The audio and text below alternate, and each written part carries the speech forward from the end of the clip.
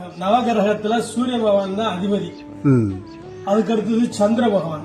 சந்திரன் முடிஞ்ச செவ்வாய். செவ்வாய் அதுக்கு அடுத்தது புதன். புதனுக்கு அடுத்தது குரு பகவான். குருவுக்கு அடுத்தது சுக்கிரன். சுக்கிரனுக்கு அடுத்தது சனி பகவான். சனி பகவானுக்கு அடுத்தது ராகு. ராகுக்கு அடுத்தது கேது.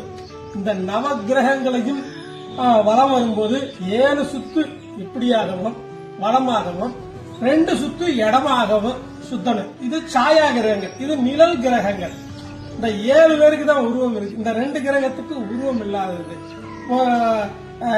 ராகுக்கு தலை மட்டும்தான் இருக்கும், கேதுவுக்கு தலை இருக்காது. இது மட்டும்தான் இருக்கும். இந்த நவகிரகங்களை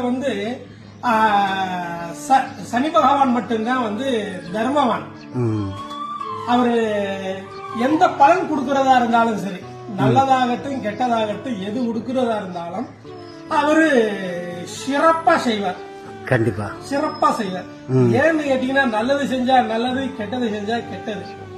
அப்ப எப்ப வரும்னு கேட்டீங்கன்னா, அந்த 7.5 சனின்னு சொல்லுவாங்க பாத்தீங்களா, அந்த காலகட்டத்துல ஒவ்வொரு ராசிக்கு 2.5 வருஷம்னு போவாங்க.